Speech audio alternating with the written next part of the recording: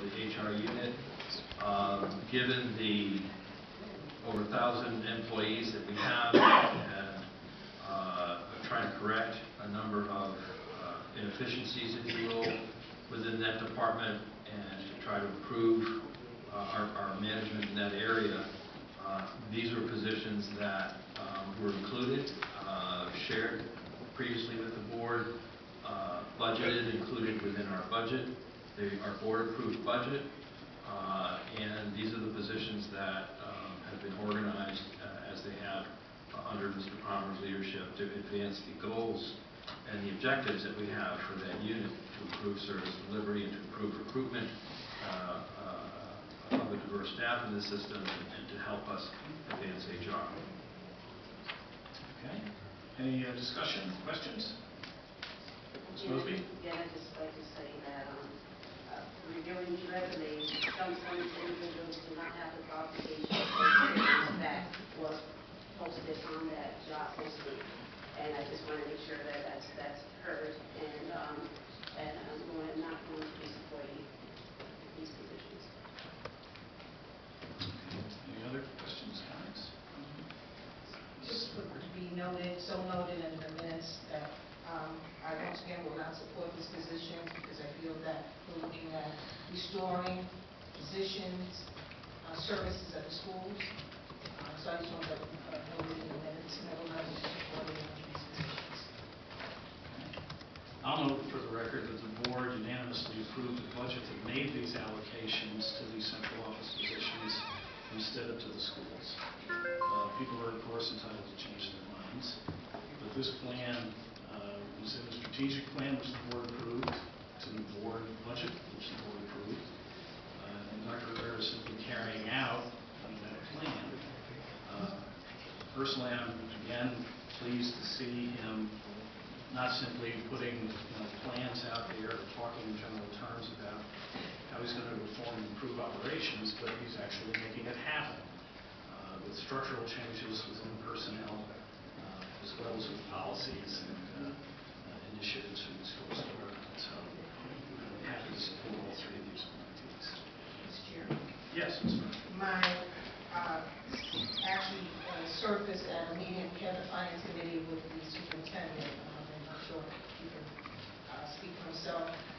When I think it's become apparent that when a vote is taken, or overall, and I call the top of the line of what we are agreeing to, the 10 points, the objectives, that is what this board voted for. At least that's what I voted for. But putting the process in place, not micromanaging it. I do agree that we should not be micromanaging, but I do believe there are breakdowns and there are other areas where we do need to have discussion prior to coming to a vote. I think that's what would eliminate this type of discussion that we're having now. And it's not that we have to micromanage. It's not that we've changed our mind. How it's delivered, I think it's just something that is just the fact that superintendent and board should have that discussion. And I just feel that's not changing my mind, but the fact of seeing it, that we need to have points in between.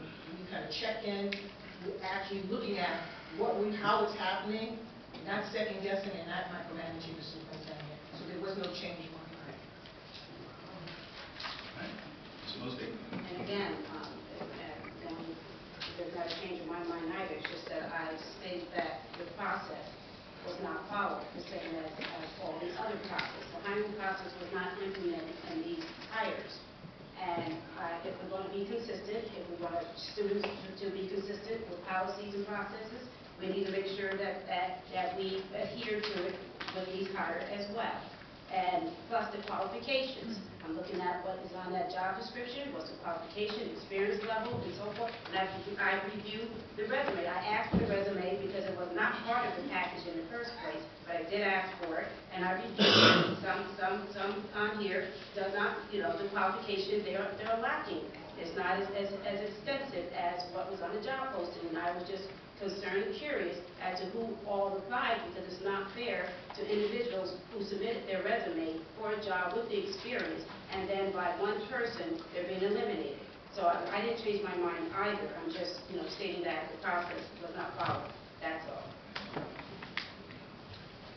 Any other discussion, comments, questions? Sarah? I just want to know, Manny, in your opinion, was the process followed? For non-certified staff, I'm not aware that there is a policy that dictates specific committees that need to be formed with membership as we have for certificated staff. So in the area of non-certificate, the fact that we posted the positions, the fact that there was interviews conducted and their criteria were reviewed, talking about a department in a particular relatively small department compared to others. As far as I'm concerned, the head of that unit, just as I like to interview people who report directly to me, and I like to do my due diligence. In this particular case, our new chief for human resources did that, engaged another individual. As far as I'm concerned, I've supported these and supported advancing them on the board agenda tonight. You have very frank discussions about the candidates and their qualifications, and I raised those questions, and they were answered to my satisfaction, and felt that it was appropriate to place them on the agenda. We feel that there were other candidates who may come back later and feel that they were more qualified than the people who were put forward.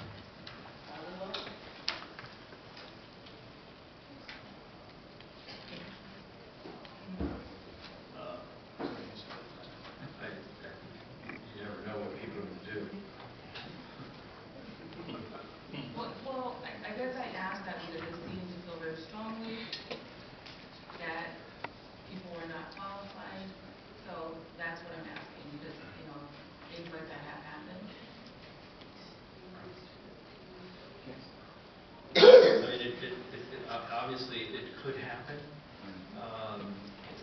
There's, again, these individuals meet the qualifications that were posted. Were selected based on the interviews and what they contributed, as well as our review of their background, and believe that it's warranted for your approval.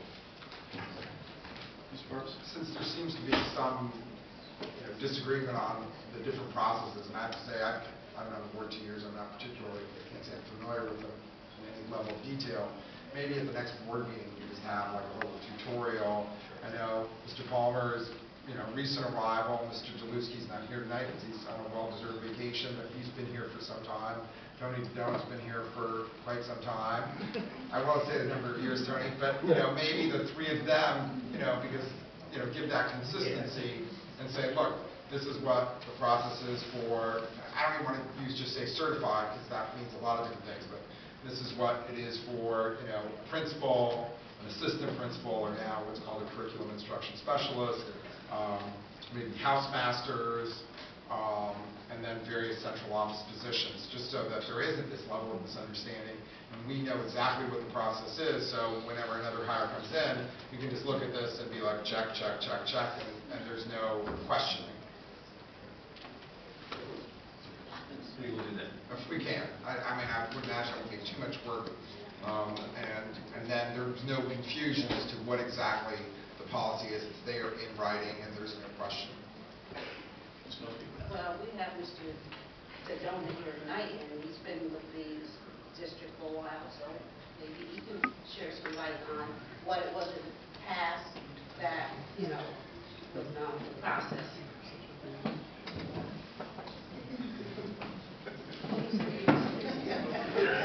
Right there. Don't put him on the spot. I'm sorry. Oh, you're on.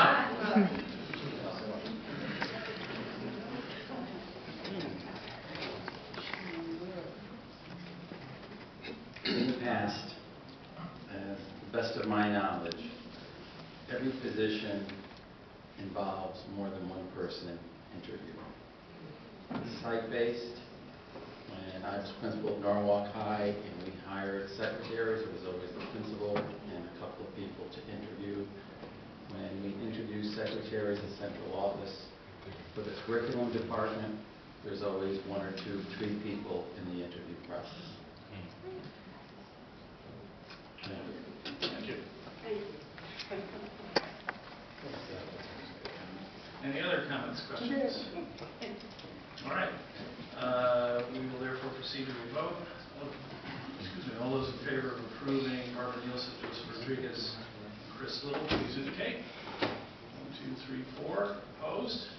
1, 2. Abstentions? 1. Okay, so 4 yes, 2 no, 1 abstention. Motion carries, and the officials are appointed. All right, next on the agenda is 7A, update on Norwalk Early College Academy. Dr. Rivera. Yes,